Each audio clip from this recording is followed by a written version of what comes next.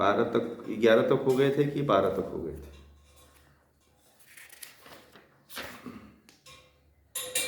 11 तक हो गए थे।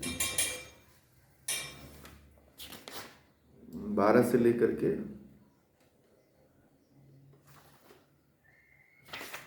20 तक बोलिए, पढ़िए उसको। हाँ पढ़िए, पढ़िए बिल्कुल।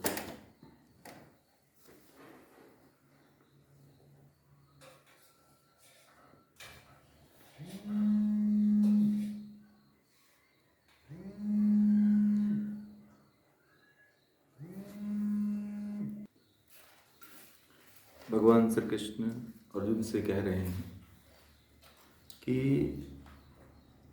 ये जो सतोगुण, रजोगुण तथा तमोगुण से होने वाले व्यवहार हैं, वे सब मेरी सामर्थ्य से ही होते हैं। इस पर भी उनमें मैं नहीं हूँ, न वे मुझ में हैं। कह रहे हैं कि ये जो सतोगुण और रजोगुण और तमोगुण, मतलब कि प्रकृति जो है मनुष्य के भीतर तीन गुणों से प्रभावित करती है। प्रकृति जो है 24 घंटे में हर क्षण प्रकृति जो है आपको कहीं ना कहीं से प्रभावित करती रहती है, किसी न किसी तरह से वो प्रभावित करती रहती है। कहीं सत्वगुण से तो कहीं रजोगुण से तो कहीं तमोगुण से, इस तरह से प्रकृति जो है प्रभावित करती रहती है। हर व्यक्ति को कभी भी किसी भी समय वो जो है प्रभावित करती रहती है। ये हमारा एक जीने का ऐसा ढंग बन चुका है, या ये कह लीजिए आदत बन चुकी है, जिसके कारण हम लोग अपनी सत्व और रज और तमोगुण है जो बढ़ा या घटा हुआ है उसको नहीं देख पाते हैं।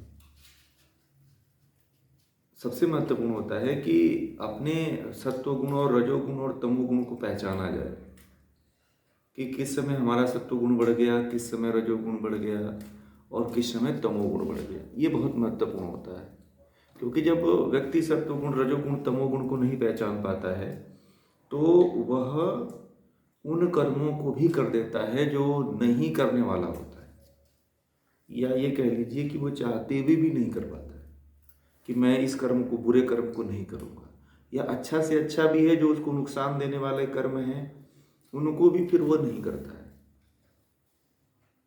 एक कर देता है या नहीं करता है, ये दोनों में चलता है। जब व्यक्ति को सत्व, रज और तम, इन तीनों गुणों के बारे में जब पता चलता है या उसकी पहचान कह लीजिए होता है, तब कोई व्यक्ति जो है इन तमोगुण के प्रभाव से बच पाता है।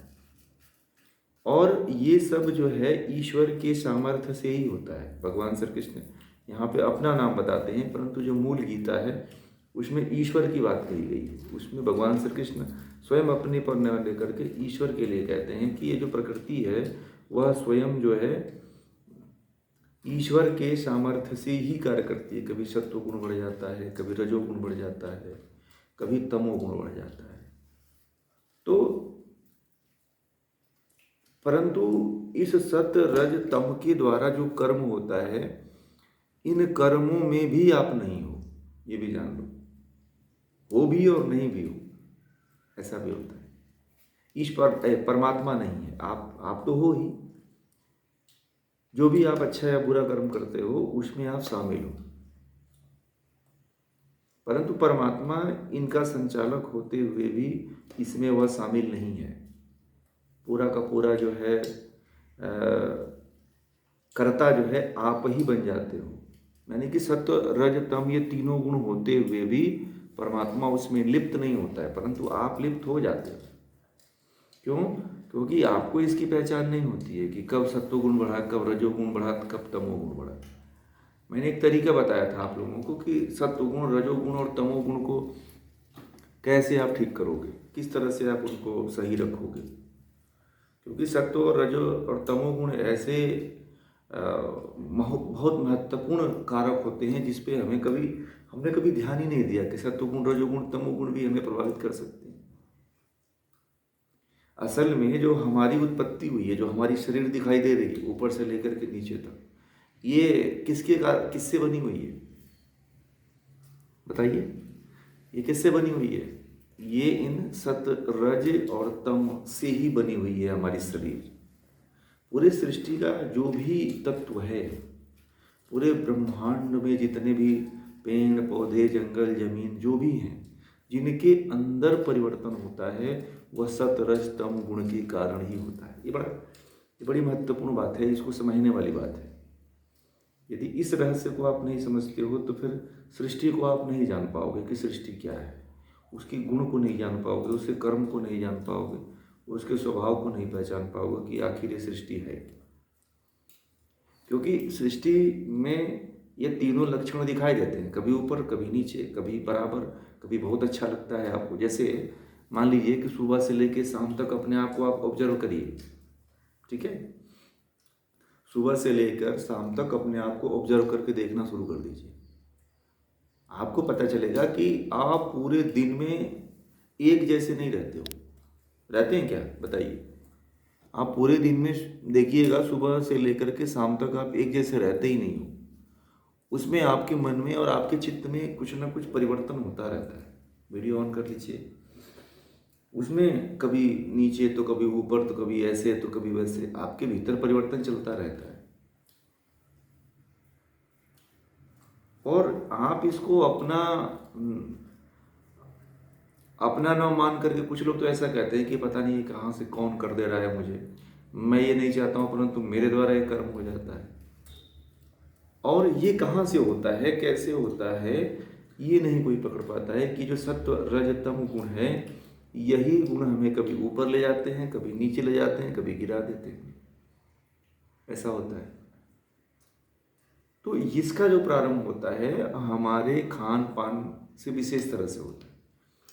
जैसा हम भोजन करते हैं, जैसा हम खाते हैं, जैसा हम पीते हैं, जैसा हम बोलते हैं, जैसा हम व्यवहार करते हैं, ये उसी से होता है। तो ये डिपेंड करता है, ये हमारे ऊपर या आपके ऊपर करता है। तो इसलिए इस बात को गहराई से समझना चाहिए कि सत्य रजतम है कौन, क्या है। जब बहुत बुरा होता है तो समझो कि आप बुरे, आपके मन में वृत्ति उठ जाए, तंद्रा निद्रा आलस्य आपके भीतर छा जाए, तो आप ये समझ लेना कि हमारे भीतर तामसिकता बढ़ गई है, तमोगुण हावी है। राजसिक गुण में क्या होता है, कभी चंचलता बन जाती है, भोगों को भोगने की इच्छा बढ़ जाती है, संसार को भोगने की इच्छा बढ़ जाती है, कामनाएं बढ़ जाती हैं, इच्छाएं बढ़ जाती हैं, तो समझ लेना रजोगुण हावी है। तमोगुण में बहुत आनंद आता है, ईश्वर की तरफ मन करता है कि ईश्वर में ही लीन हो जाओ, परमात्मा को ही प्राप्त कर लो, ईश्वर को ही प्राप्त कर लो, ईश्वर में ही विलीन हो जाओ। जब इस तरह की जब भावना अपने भीतर घटित होने लगती है, कभी कभी मन ऐसा करता है कि इस संसार को छोड़ करके, इस दुनिया को छोड़ करके ईश्वर में लीन हो जाए। जब इस तरह की भावना मन में उठती है तो क्या होता है, सत्व गुण हावी होता है। तो ऐसे आप पहचान सकते हैं कि सत्व गुण रजोगुण तमोगुण से कैसे बचें और कैसे नहीं, ये आपके ऊपर डिपेंड करता है, परंतु पहचान आनी चाहिए। और जिसको ये पता ही नहीं है कि सत्वगुण रजोगुण तमोगुण का भी कुछ जीवन में रोल है, वो तो कभी इस चीज को देख ही नहीं पाता। और जीवन में रोल है, ऐसा नहीं कह सकते कि सत्वगुण रजोगुण तमोगुण का कोई रोल ही नहीं, बहुत बड़ा रोल है, ठीक है। सत्वगुण तमोगुण का आप हर कदम पे जाओगे, हर कदम पे पैर रखोगे आप ना, तो सत्वगुण रजोगुण का प्रभाव रहता ही रहता है, इसको आप नकार ही नहीं सकते, ठीक है। इसको आप ऐसे नहीं कह सकते हो कि इसका प्रभाव नहीं, होता ही है प्रभाव इसका। बिना सत्वगुण रजोगुण के प्रभाव के आप रह ही नहीं सकते हो। कभी भी ऐसा कोई काम समय नहीं है जो आपके अंदर सत्वगुण रजोगुण हावी ना हो, ठीक है। वही भगवान श्री कृष्ण कहना चाहते हैं कि ये सामर्थ्य परमात्मा के द्वारा होती है, परंतु बचोगे कैसे आप, बचना पड़ेगा ना। तो जो पहचानेगा वही बचेगा। या फिर आप परमात्मा में अपने आप को लीन कर देते हो, या तो तब बच पाओगे। अपने आप को ईश्वर में विलीन करो तो आप समर्थ हो पाओगे इस चीज से। या ईश्वर में अपने मन को लगा दो, ध्यान करो, धारणा करो, समाधि की तरफ जाओ, तब आप इसको आप कुछ कंट्रोल कर पाओगे, अन्यथा नहीं कर पाओगे। ठीक है। आगे आगे कहते हैं कि सत्व, रज और तम गुणों के कारण ये तीनों प्रकार के व्यवहार पूर्ण संसार को मोहित किए हुए हैं। ये जो सत्व गुण और रजोगुण और तमोगुण है ना, ये आपको पूरे संसार में इसीलिए मोहित करके रहता है। आप एक चीज से छूटते हो, दूसरा पकड़ लेता है, दूसरे चीज से छूटते हो, तीसरा पकड़ लेता है। आप इसमें मोहित हो जाते हो, फिर छूट नहीं पाते हो, फिर आप इससे निकल नहीं पाते। कोशिश तो बहुत करते हो कि मैं निकल जाऊं, चलो निकल पाते हैं क्या? बोलिए, नहीं निकल पाते हैं। अभी आप सोचते हैं कि चलो आज के बाद ये काम नहीं करेंगे, परंतु एक को छोड़ो दूसरा पकड़ लेता है आदमी। ऐसा होता है। मान लीजिए अभी तमोगुण को छोड़े रजोगुण हावी हो जाता है, और सत्वगुण में बहुत थोड़े समय के लिए होता है, तो वो तो नगण्य होता है, समझिए, उससे कोई विशेष लाभ नहीं होता है। फिर उसका प्रभाव अपने जीवन में विशेष तरह से नहीं पड़ता है, और ना ही आप उसकी तरफ बढ़ पाते हो, ऐसा होता है। तो इसको समझना बहुत महत्वपूर्ण हो जाता है कि सत्वगुण और रजोगुण है, उस तीनों प्रकार के व्यवहारों को हम अपने जीवन में धारण करते हैं। तो जब कई तो ऐसे कभी कभी तो आपको भी नहीं पता चलता है कि जो आप व्यवहार करते हो वो सत्वगुण और रजोगुण के कारण करते हो, और जो गुण हावी होता है वह आप अपनी आदत बना लेते हो कि यही मेरी आदत है। ठीक है। मान लीजिए कि सत्वगुण बढ़ा हुआ है, तो आप अपनी आदत को सत्वगुण ही मान लेते हो। किसी के अंदर रजोगुण हावी होता है तो रजोगुण ही मान लेते हो। किसी को तमोगुण हावी होता है तो तमोगुणी वाला मान लेते हो, है ना। आपका स्वभाव ऐसे ही है, आप ऐसे ही करते हो। आप कभी देखना, कभी आप बहुत खुश हो जाते हो, कभी बहुत प्रसन्न हो जाते हो, कभी बहुत दुखी हो जाते हो, कभी बहुत ही आपके अंदर ऐसे विचार आते हैं कि मैं फलाना व्यक्ति को इसको मार दूं, इसको मैं मार दूं, इसका गला घोट दूं, बंदूक उठा लूं, गोली मार दूं, है ना। इस तरह का विचार आता है ना कि इसकी हत्या कर दूं। या खुद कभी कभी तो तामसिकता जब ऐसी बढ़ती है ना, तो कभी कभी आता है कि अपने आप को ही मार ले, अपने आप को ही नष्ट कर लो, अपने आप को ही क्षतिग्रस्त कर लो। इस तरह के भाव और विचार अपने कभी कभी आता है। तो वहाँ पे जो गीता के ज्ञान को सही तरह से सत्व रज तम गुण को समझा होता है, वो तो समझ जाता है कि इन गुणों की आंधी आई है, और कुछ देर रहेगी, कुछ देर के बाद क्या होगी, ये समाप्त हो जाएगी। तो ये हमेशा नहीं रहने वाली है। सत्वगुण रजोगुण का जो प्रभाव है ये क्षणिक आता है और क्षणिक जाता है। और कभी कभी तो ऐसा होता है कि व्यक्ति इसको न पहचानने के कारण वह जो है इसमें बहुत गहराई में डूब जाता है, और गहराई में डूब करके इसके जो है आनंद से एकदम समझिए कि वह कभी तो आनंद में डूब करके इसका आनंद ही लेने लगता है, कभी कभी किसी को आभास होता है तो वो निकलने की कोशिश करता है, ऐसा होता है। तो केवल सत्व गुण रजोगुण को हमें क्या करना है, ये अपना काम तो करता है, परंतु हमें उस समय पहचानने की जरूरत होती है कि इसको कैसे पहचाना है। ठीक है। यदि आप सत्वगुण रजोगुण तमोगुण को नहीं पहचानते हो तो फिर आपको दिक्कत होगी, फिर उस समय आपको प्रॉब्लम आती है। फिर आप कहाँ बह जाओगे, जैसे नदी की धारा में नाव बह जाती है, उसी तरह से आप भी बह जाते हैं। तो इसके लिए केवल एक मैं बात कहूँगा कि वहाँ पे सजगता बनाए रखिए। क्या रखिए? सजगता आपके अंदर बनी रहनी चाहिए, सजग होना चाहिए उस समय कि मैं कहाँ बह रहा हूँ, किधर जा रहा हूँ, किसके तरफ जा रहा हूँ। ये भाव अगर आपके मन में आ गया तो फिर आप नहीं बहोगे, नहीं भटकोगे आप। ये चीज़ें जो हैं बहुत कम लोग इस चीज़ को समझ पाते हैं, बहुत लोग होते हैं जो नहीं समझ पाते हैं। जो समझ जाते हैं वो तो फिर इसे निकल पाते हैं, जो नहीं समझ पाते वो नहीं निकल पाते हैं। यही होता है। आगे 14वां श्लोक है।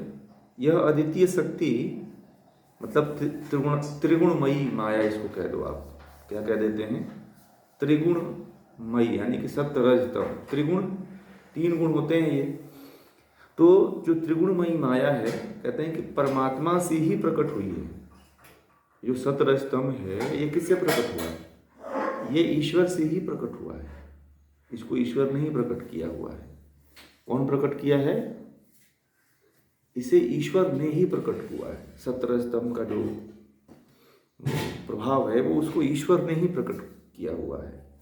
इसके बल से जो सत्व गुण और रजोगुण और तमोगुण है, इसके बल से बचना बड़ा मुश्किल है। ये बड़ा बलशाली होते हैं। सत्व गुण, रजोगुण, तमोगुण जो होते हैं वो बड़े ही बलशाली होते हैं। कब आपको हर के लेके चले जाएं आपको पता ही नहीं चलेगा। वे लोग जो परमात्मा का निरंतर चिंतन करते रहते हैं, वो इस माया मतलब इस त्रिगुणमयी शक्ति से क्या होते हैं? पार हो जाते हैं। इसलिए अपने जीवन के केंद्र बिंदु में परमात्मा को बांध के रखो। मैं बार बार कहता हूँ इस बात को, आपके केंद्र में, आपके सेंटर पॉइंट में ईश्वर होना चाहिए। क्या होना चाहिए? ईश्वर को बांध के रखो, क्योंकि ये सत्य रज तम इतना प्रभावी होते हैं कि आप कितना भी प्रयास कर लो कि मुझे क्रोध नहीं करना है। आज कहते हो, आज आप जो है संकल्प लेते हो कि मुझे क्रोध नहीं करना है, दूसरे दिन आप क्रोध करने लगते हो। होता है कि नहीं होता है? आज आप कहते हो कि मैं गलत कार्य नहीं करूँगा, फिर दूसरे दिन देखो तो डबल गलत कार्य करते हो। उससे डबल जो है वृत्तियों में, वासनाओं में आप फंसते हो, उलझते हो। फिर आप तो वहाँ पे बचने में और बचाने में एक चीज काम करती है, वो होती है ईश्वर की शक्ति। यदि आप ईश्वर का हाथ पकड़े हुए हो, ईश्वर का चिंतन कर रहे हो, ईश्वर के गुण कर्म स्वभाव का आप बार बार चिंतन कर रहे हो, तो परमात्मा फिर क्यों ना आपकी हेल्प करेगा। फिर आप भटकोगे ही नहीं, फिर इधर उधर आप फिर जाओगे ही नहीं, फिर वृत्तियों में आप उलझोगे ही नहीं। फिर आप वृत्तियों में उलझने का सबसे बड़ा जो कारण होता है, वह होता है कि हम अपने आप को परमात्मा से नहीं जोड़े हुए। हम पूरी दुनिया से अपने आप को अटैच कर रखे हैं। कोई ऐसा बिंदु नहीं है, कोई ऐसा पदार्थ नहीं है जिससे हम जुड़े नहीं हैं। पर परमात्मा को छोड़ करके हम सबसे जुड़े हुए हैं। दुनिया की हमारे पास इंफॉर्मेशन रहती है, परंतु परमात्मा के बारे में एक भी इंफॉर्मेशन नहीं है क्या? बोलिए। आपके आसपास गांव में, रिलेशन में किसको क्या हो रहा है, किसकी शादी हो गई, किसकी पत्नी ने किसको छोड़ दिया, किसका पति ने दूसरा शादी कर लिया, पड़ोस में क्या हो रहा है, उनका लड़का क्या कर रहा है, उनकी लड़की क्या कर रही है, ये सबको पता होता है। 2-4 गांव का भी कुछ लोगों को तो पता होता है, परंतु परमात्मा के बारे में हम लोग इतने अभागे व्यक्ति हैं कि हम लोग कभी ईश्वर के बारे में जानने का प्रयास नहीं करते हैं कि वो ईश्वर इतना महान है कि जो सबका संचालन कर रहा है, जहाँ से सब कुछ संचालित हो रहा है, हम उसका हाथ नहीं पकड़े हुए। हम संसार में उसका सबका हाथ पकड़े हुए हैं जो हमारे काम नहीं आने वाले हैं, परंतु हम उसका साथ नहीं पकड़ पाते हैं जो सबको संचालित कर रहा है, जो सबको मार्गदर्शन कर रहा है, जो सबको मार्ग दिखा रहा है, हम उसको नहीं पकड़ पाए। ये बड़े दुर्लभ है, बड़े सोचने वाली बात है, बड़े विचार करने वाली बात है। ये कमी तो हमारी है, और हम कहते हैं कि हमसे ये हो गया, मुझसे पाप हो गया, मैं ये नहीं करना चाहता था परंतु मुझसे ये हो गया। ये ऐसा क्यों हुआ? ऐसा इसीलिए हुआ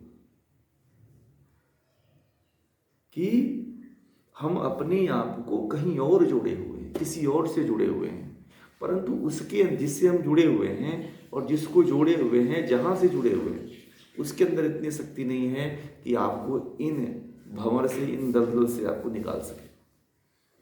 भाई सामर्थ्य तो केवल ईश्वर में, परमात्मा में, और हम परमात्मा से जुड़े नहीं हैं दिल से। दुनिया से जुड़े हुए हैं, ईश्वर से नहीं जुड़े हुए। आप में से कितने लोग होंगे जो परमात्मा का चिंतन मनन करते होंगे, परमात्मा को दिन में एक आध दो बार याद कर लेते होंगे?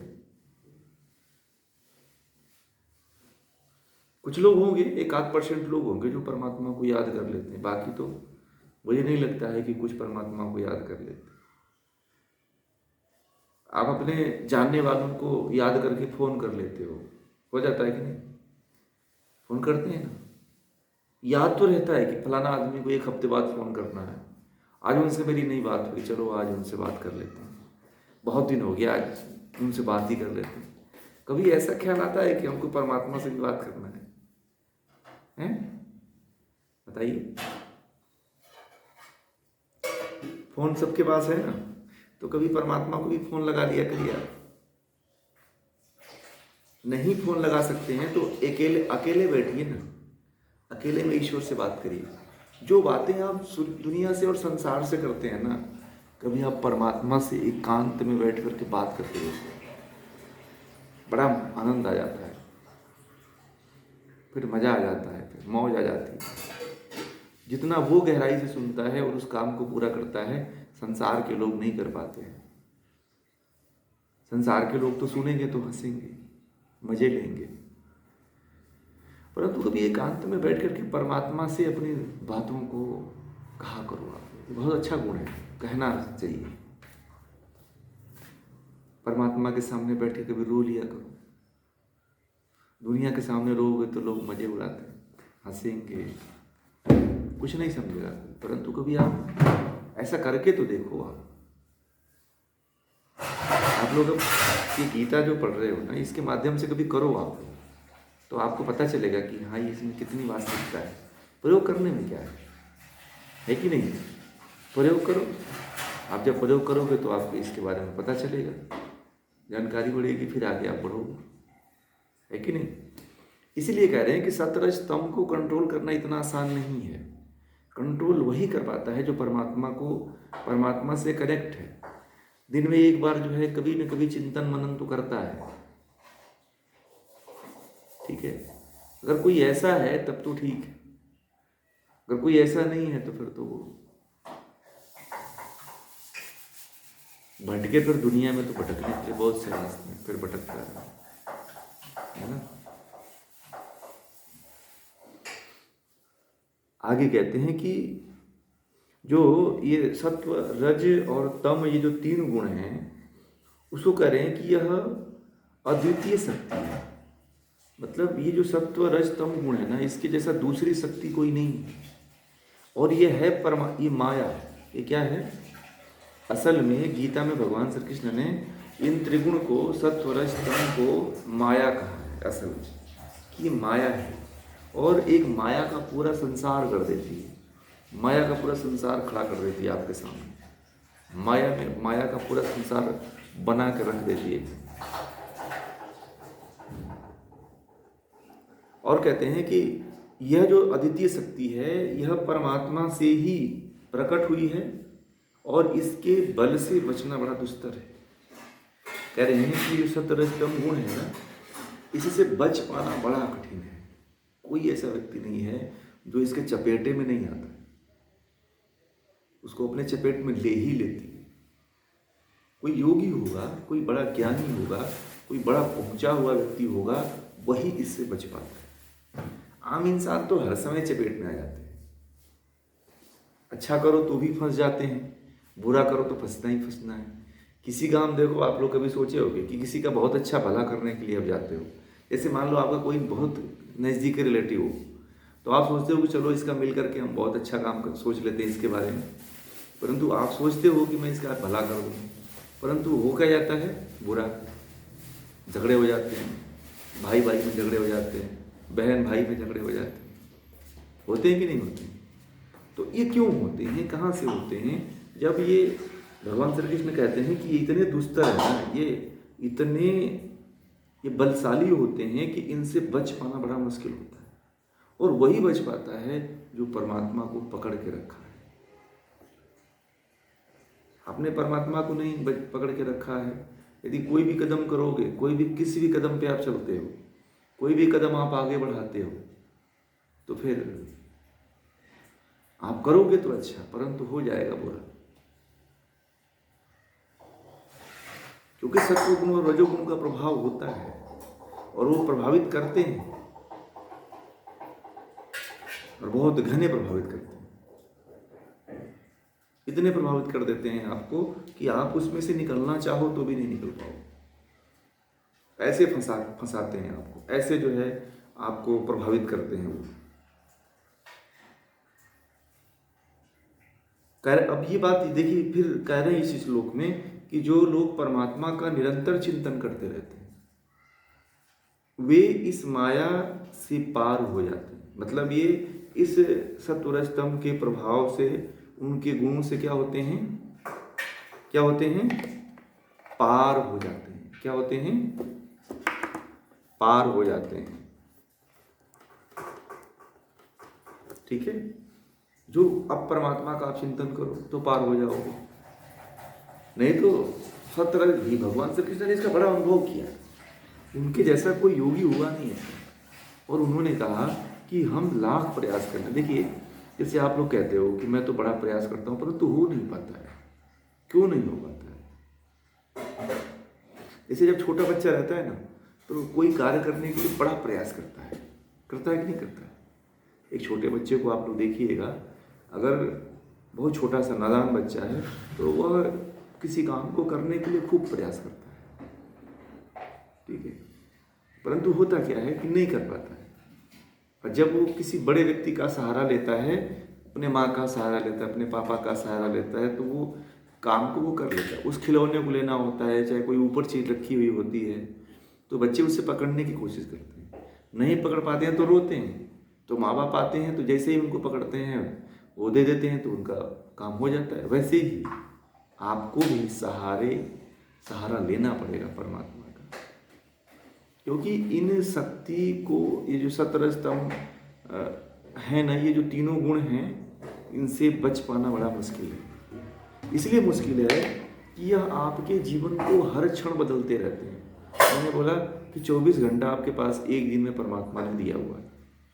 इस 24 घंटा में आप देखना, आप दिन में भी हो तो आपके अंदर 50 तरह के विचार आते रहते हैं, 50 तरह की स्थितियाँ बनती हैं। रात में भी सोते हो तो चैन से नहीं सो पाते। कुछ लोग तो चैन से सो जाते हैं, फिर भी स्वप्न में भी परेशान रहते हैं। रहते कि नहीं रहते हैं? ये गुण आपको स्वप्न में भी नहीं छोड़ते हैं, वहाँ पे भी आपको परेशान करते हैं। कभी अच्छे स्वप्न दिखेगा, कभी बुरे स्वप्न दिखेगा, फिर वहाँ पे आप भयभीत हो जाते हैं। कभी सोए हो, कभी भूत प्रेत का, तो कभी अलग अलग आप आकाश में उड़ते हो, कोई आपका गला दबा रहा है, कोई आपके सिर पे, छाती पे चढ़ करके वो कूद रहा है, कोई हवा में उड़ रहा है, कोई आग में जल रहा है। इस तरह का स्वप्न देखता है। तो ये सब कहाँ से हो रहा है, कैसे हो रहा है? ये इन्हीं सत्व रज तम गुणों के प्रभाव के कारण ऐसा होता है, जहाँ से आपका निकल पाना बड़ा मुश्किल हो जाता है।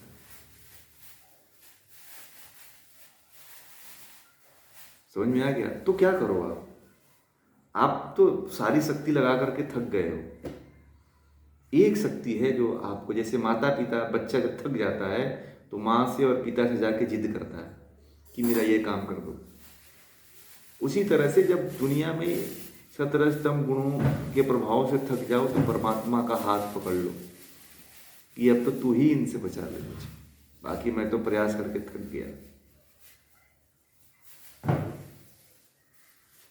एक भजन है, हे नाथ अब तो ऐसी कृपा हो, जीवन निरर्थक जाने न पाए, यह मन न जाने क्या क्या कराए, कुछ बन न पाया मेरे बनाए।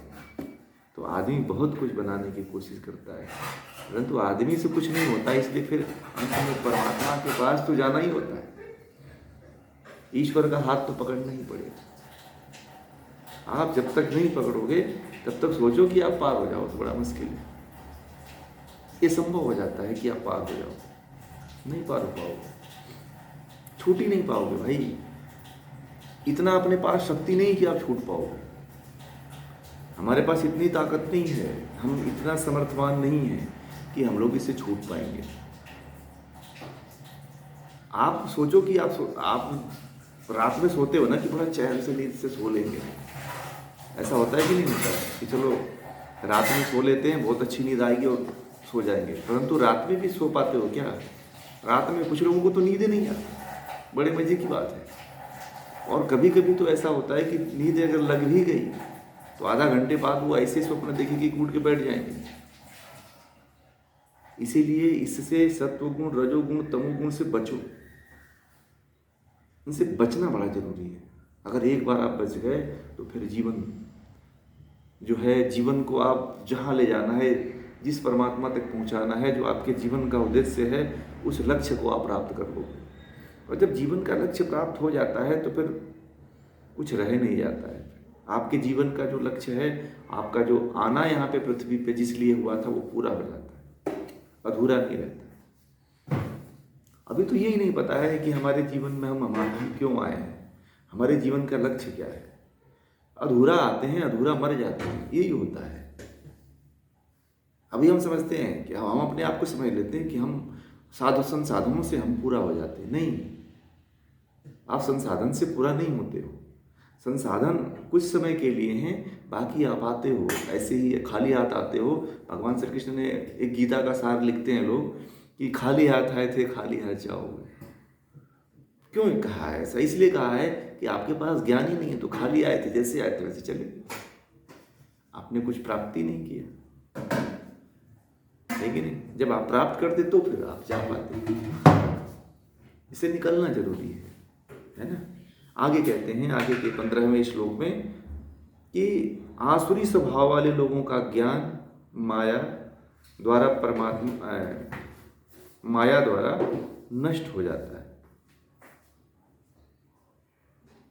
मतलब जो आसुरी स्वभाव के लोग हैं ना, उनका ज्ञान जो है ना, माया मोह से क्या होता है, नष्ट हो। आसुरी मतलब जिनका स्वभाव है असुर, मतलब जो जिनका स्वभाव राक्षसी प्रकृति वाला होता है, जो राक्षसी प्रकृति का राक्षस की तरह व्यवहार करते हैं, ऐसे स्वभाव वाले लोगों के पास जो है ज्ञान टिकता नहीं है, नष्ट हो जाता है। भगवान श्री कृष्ण कह रहे हैं गीता में कि जो आसुरी स्वभाव वाले लोग हैं, इन तीन गुणों के कारण उसमें से जो तमोगुण है, जब वो हावी होता है तो आसुरी प्रवृत्ति बढ़ती है, व्यक्ति मनुष्य से राक्षस बन जाता है। और एक ही ये जो तमोगुण है ना, वही प्रभावित करता है। कौन? तमोगुण। तो उस समय जो है अपने आप को बचाने के लिए परमात्मा का हाथ पकड़ो, चिंतन करो, मनन करो, ध्यान करो। आप अगर वो हाथ आप पकड़ लेते हो तो फिर आप जो है नष्ट नहीं होगे, माया में उलझोगे नहीं। अब सबसे बड़ी बात है कि आसुरी प्रवृत्ति आती कहाँ से है? आप हम ही लोग में से कोई राक्षस बनता है ना, कि कोई जन्म से राक्षस पैदा होता है? बोलिए, कोई जन्म से राक्षस पैदा होता है क्या? रावण जन्म से राक्षस था क्या? बोलिए, हैं? रावण जन्म से राक्षस था कि बाद में राक्षस हुआ? रावण जो है जन्म से राक्षस नहीं था, वो ऋषि की संतान था। बाद में वो उसके अंदर तमोगुण हावी हुआ और वो क्या हुआ? राक्षस बन गया। क्योंकि उसके माता पिता और जो लोग थे, उनकी प्रवृत्ति राक्षसी थी, इसलिए उसका संस्कार उनको पड़ा और उसकी प्रवृत्ति राक्षस हो गई। रावण के बारे में बहुत लोगों को नहीं पता है कि रावण राक्षस कैसे बना। रावण को आप लोग पढ़े हो कभी? रावण ऋषि की संतान था, फिर भी राक्षस क्यों बन गया? हर व्यक्ति के भीतर जो है तमोगुण, रजोगुण, सत्वगुण होता है, परंतु जिस व्यक्ति को इन तीनों गुणों में जो माहौल मिलेगा उसमें वो ढल जाएगा। रावण के साथ भी ऐसा हुआ। रावण ऋषि का संतान था, यदि उसे सत्वगुण मिला होता तो वो ऋषि बन गया होता, परंतु उसकी माँ जो थी वो राक्षस कुल से थी और उसका जो संस्कार बना वो राक्षसी बना। उसको संस्कार भी वही देती थी, इसलिए वो राक्षस बन गया। तो क्या होता है कि जैसा संस्कार माँ बाप के द्वारा मिलता है और जो तमोगुण आपका एक्टिव नहीं होता है, वो माता पिता के कारण एक्टिव हो जाता है। जहाँ पे जिस व्यक्ति के साथ रहते हो वो गुण आपका एक्टिव रहता है। मैंने शुरू में बताया कि सत्वगुण क्या है, रजोगुण क्या है, तमोगुण क्या है। फिर आप जब इस बात को समझ जाते हो कि कौन सा एक्टिव होगा और कौन सा इनएक्टिव होगा तो हमारा विकास होगा। अब आपके ऊपर निर्भर करता है कि आप किसको एक्टिव करते हो। आप सत्वगुण को एक्टिव करते हो कि राजसिक गुण को एक्टिव करते हो कि तमोगुण को एक्टिव करते हो। सबसे बड़ी बात तो ये हो जाती है कि हमें यही नहीं पता है कि सत्वगुण क्या है, रजोगुण क्या है, तमोगुण क्या है, और हम लोग उससे बचने का प्रयास भी नहीं करते हैं। हमारे भीतर आता है तो हम आने ही देते हैं। हमें यदि ज्ञान हो तो तुरंत आप राजसिक और तामसिक गुण जैसे ही आते हैं उनको तुरंत आप रोकोगे कि नहीं रोकोगे? जब पता होगा तब ना। आपको पता ही नहीं है तो कुछ लोग तो कह देते हैं मैं तो ऐसे ही हूँ, ठीक है। कुछ लोग का स्वभाव ऐसा है, बोले कि मेरा तो स्वभाव ऐसा है, मैं तो ऐसे ही हूँ। व्यक्ति जब सुधरना चाहे तो सुधर सकता है, नहीं सुधरना चाहे तो उसे सुधारा नहीं जा सकता। भगवान श्री कृष्ण ने गीता में कहा था पीछे वाले अध्यायों में कि व्यक्ति अपना स्वयं उद्धारक है और स्वयं अपने आप का नाशक है। व्यक्ति स्वयं का नाश कर लेता है और स्वयं का उद्धार भी कर लेता है। अगर आप चाहें तो स्वयं का नाश कर लेंगे, अगर आप चाहेंगे तो स्वयं का उद्धार भी कर लेंगे। क्योंकि आपको ये जो सत्व रज तम गुण वाली जो प्रकृति मिली हुई है, यही प्रकृति का दो काम है। प्रकृति दो चीज के लिए मिली हुई है। किसके लिए मिली हुई है? एक तो भोग के लिए और दूसरा अपवर्ग अर्थात मोक्ष के लिए। प्रकृति को यदि आप भोग की तरफ लेके जा रहे हो, संसार की तरफ लेके जा रहे हो, तो आपको ये जो तीनों गुण हैं वो आपको संसार की तरफ लेके जाएंगे। यदि आप मोक्ष की तरफ, अपवर्ग मतलब मोक्ष होता है, अगर इस प्रकृति को आप मोक्ष की तरफ लेकर के जाओगे, मन को, बुद्धि को, ज्ञानेंद्रियों को, कर्मेंद्रियों को, अहंकार को, बुद्धि को, तो यह प्रकृति जो है आपको मोक्ष के तरफ लेकर के जाएगी। बात समझ आ गई? ये आप इसलिए कहा कि आपके ऊपर निर्भर करता है कि आप किधर लेके जाना चाहते हैं। ये तो आप इसका डिसाइड करोगे कि आप किधर जाना चाहते हो, ठीक है। ये जैसे ही आप इसके बारे में जब आपको आभास हो जाता है कि मुझे तो उधर जाना है, मोक्ष की तरफ जाना है, तो फिर आप तमोगुण की तरफ कोई काम ही नहीं करोगे। फिर कि मुझे कोई गलत कार्य करना नहीं है, मुझे तो मोक्ष की तरफ जाना है। तो उससे संबंधित जो भी काम आता है उसको आप तुरंत रोक लगा देते हैं, और जो भी अच्छे गुण होते हैं उनके तरफ आप बढ़ना चाहते हैं। देखिए जीवन बड़ा अनमोल है, मैं बार बार कहता हूँ, फिर नहीं मिलेगा। कबीरदास जी का एक दोहा था, मुझे याद आ गया तो मैंने कहा तुमको भेजते कि जैसे पत्ते से गिरा हुआ, पेड़ से गिरा हुआ पत्ता वापस नहीं जाके जुड़ सकता है, वैसे ही एक बार ये जो जन्म मिला है ना, ये बड़ा अनमोल है। इस जन्म को ऐसे आप जाने मत दो, फिर बार बार पता नहीं कब मिले कब न मिले। और सबसे बड़ी बात तो ये है कि ये जो जन्म है, ये जो जन्म मिलता है ना 84 लाख योनियों के बाद, और 84 लाख योनियां किस युग में पूरा होंगी ये भी नहीं पता हमें। कि इस मनवंतर में, पूरे मनवंतर मतलब सतयुग, द्वापर, त्रेता, कलयुग, इसके बीतने के बाद भी हो सकता है कि कितने काल तक आप इन योनियों में भटकोगे। इसीलिए कहते हैं कि अच्छा और पुण्य का काम करके जाओ, पुण्य को बढ़ा दो। मैं बार बार कहता हूं कि अपने पुण्य को आप लोग बढ़ाओ। पुण्य को जितना बढ़ाओगे उतना ही जल्दी ही परमात्मा के नजदीक पहुंचते चले जाओगे। परंतु परमात्मा का चिंतन होना जरूरी है। आगे कहते हैं कि इस तरह के नीच दूषित कर्म करने वाले मूर्ख परमात्मा को नहीं भजते, उसके विषय में चिंतन नहीं करते। जो तमोगुण की तरफ हावी लोग होते हैं, जो तमोगुण की तरफ भटके हुए लोग होते हैं, वो कभी ईश्वर का भजन नहीं करते, इस चिंतन नहीं करते। ईश्वर के गुण कर्म स्वभाव का जब आप चिंतन करोगे तो आपको मुक्ति मिलने वाली है, ऐसे नहीं मुक्ति मिलेगी। और वह व्यक्ति मूर्ख है जो परमात्मा का चिंतन नहीं करता है, ईश्वर का चिंतन नहीं करता है। क्यों? क्योंकि वह जब चिंतन नहीं करेगा तो तमोगुण की तरफ बढ़ेगा। रावण ने कभी ईश्वर का चिंतन थोड़ी किया था, इसलिए वो तमोगुण की तरफ बढ़ता रहा, तमोगुण उसके ऊपर हावी रहे।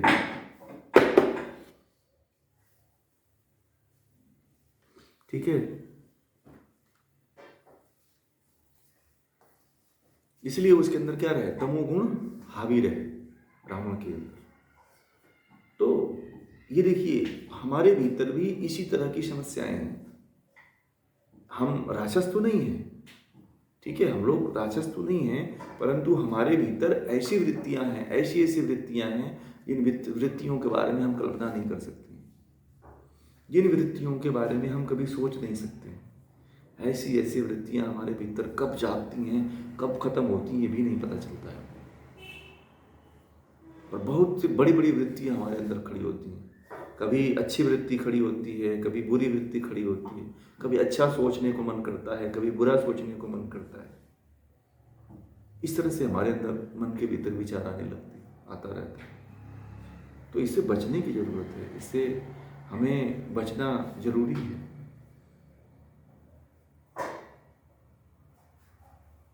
और तब व्यक्ति बच पाता है जब ईश्वर को पकड़ के रखा हुआ, परमात्मा को जानता हो, अपने आप के बारे में, आत्मा को जानो ना, आत्मा को पहचानो, आत्मा के बारे में चिंतन करो।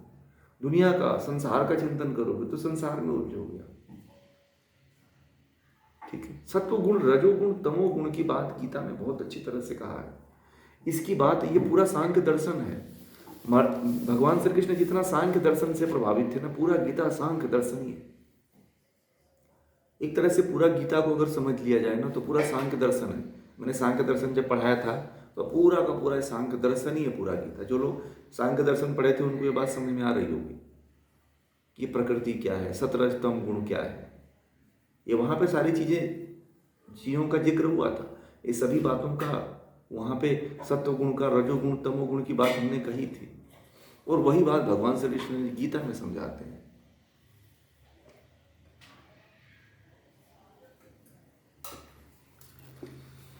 आगे कहते हैं कि हे अर्जुन, मेरा चिंतन करने वाला 4 प्रकार के लोग हैं।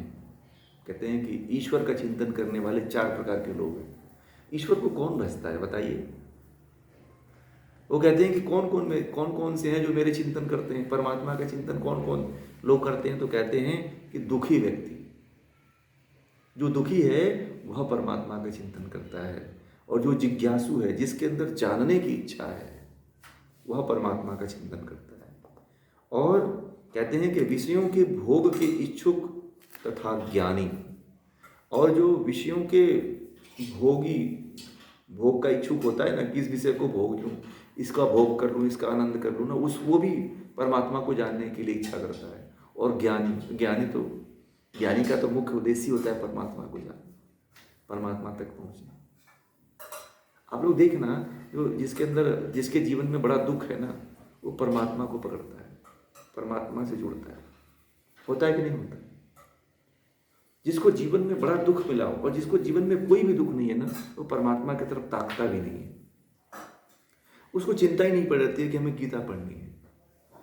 अपने आप को इतने एक्टिविटी में फंसा रखा होता है, कहता है कि मेरे पास समय ही नहीं है कि मैं परमात्मा को जानूं। उसे कहो ना कि थोड़ा सा गीता पढ़ लो, परमात्मा को जान लो, कहता है कि मेरे पास समय ही नहीं बचता है कि मैं परमात्मा को जानूं। समझ रहे? वो कहता है कि परमात्मा क्या है, परमात्मा को तो कभी भी जान लेंगे। उसको ऐसा होता है, उसके पास समय नहीं बचता कि परमात्मा को, चलो परमात्मा को भी जाने कभी, परमात्मा को भी सुने कभी, समझे कभी। इसीलिए शायद कुंती ने जो है भगवान श्री कृष्ण से कहा था कि जीवन भर मुझे दुख मिले तो शायद मैं परमात्मा का चिंतन करती रहूं, क्योंकि सुख में तो परमात्मा की कभी याद ही नहीं आती। आती है क्या? नहीं आती।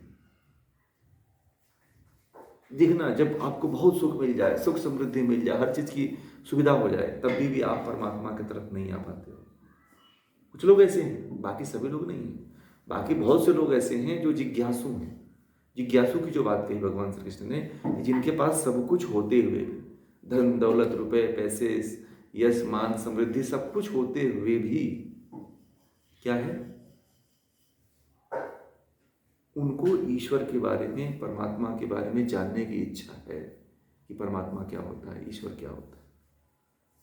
एक तो दो तरह के लोग, एक तो दुखी लोग हैं और जो बड़े जिज्ञासु हैं, जिसके पास सब कुछ है फिर भी जानने की इच्छा रखते हैं। और एक लोग वो भी हैं जो बड़े भोग में डूबे हुए होते हैं, जैसे लोग हैं, जैसे काम में फंसे हुए लोग।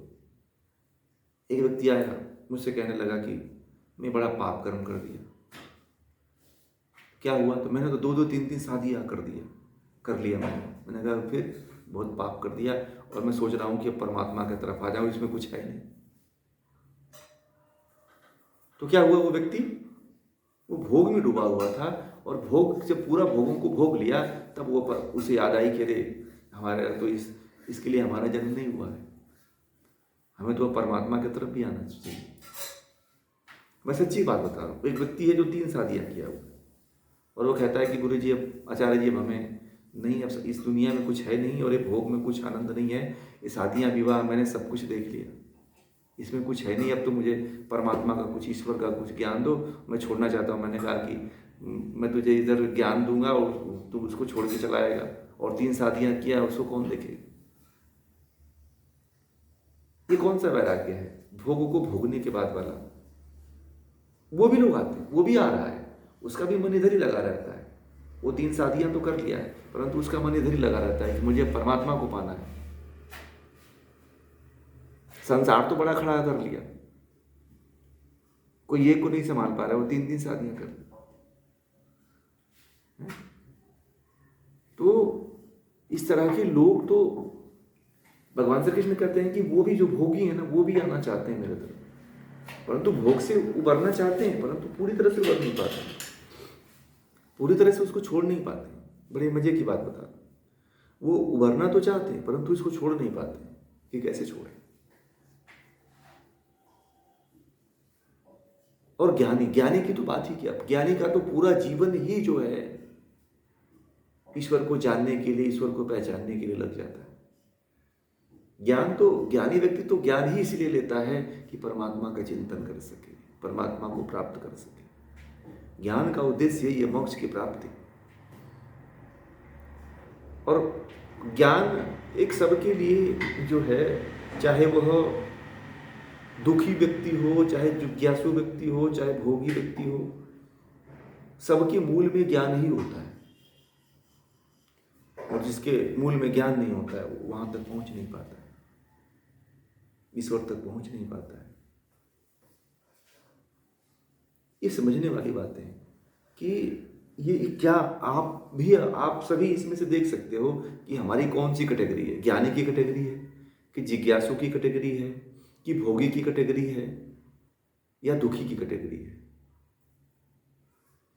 जब तक दुख है, एक हमारे साथ जुड़ती थी, वो बड़ी दुखी थी, बड़े उनको कष्ट थे, बड़ी पीड़ा में रहा करते थे। अब उनका कहीं शादी की बात चल गई, अब वो पूरी तरह से अब इस ज्ञान को और इस मोह माया को छोड़ दिया उन्होंने और अपने पूरी संसारिक दुनिया में फिर से आ गई हैं वो। उनकी दूसरी एक पहले शादी हुई तो पति मर गया, दूसरी शादी हुई, दूसरी शादी नहीं हुई, फिर उनके कहीं से शादी तय हुआ, फिर उनकी शादी हो गई। तो फिर मुझे एक दिन कॉल किया, बोले आचार्य जी अब समय नहीं मिलता है कि मैं अब ये सब पढ़ूँ। मैंने कहा क्यों नहीं, अब जब दुखी थे तभी पढ़ने का मन करता था क्या। तो इस तरह के लोग होते हैं। तो ये जो भगवान श्री कृष्ण कहते हैं, बड़ा प्रैक्टिकल बात करते हैं कि ईश्वर की तरफ वही लोग आते हैं जो बड़े दुखी हों, और वह व्यक्ति आते हैं जो बड़ा जिज्ञासु रखता है कि मुझे तो ये चीज़ जानना है, और वह व्यक्ति आता है जो पूरा भोगों को भोग लिया है, अब उससे त्रस्त आ चुका है, वह व्यक्ति आता है। और ज्ञानी की तो बात है, ज्ञानी तो सर्वदा परमात्मा के ही लिए सब कुछ कर्म करता है। तो इस तरह का भगवान श्री कृष्ण ने अभी इन श्लोकों में बात कही है। बाकी हम लोग अभी 16 श्लोक तक रहने देते हैं, 20 तक हम लोगों ने पढ़ा था परंतु समय का अभाव है, कल इसको करेंगे हम आगे, ठीक है। अभी इसमें कोई प्रश्न है आप सभी का तो कोई पूछ सकते हैं।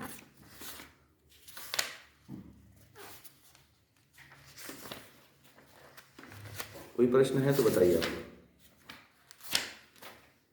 जो नहीं समझ में आया हो।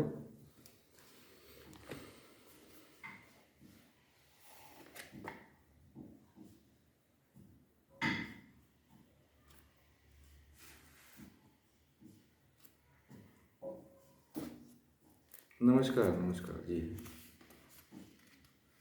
बोलिए।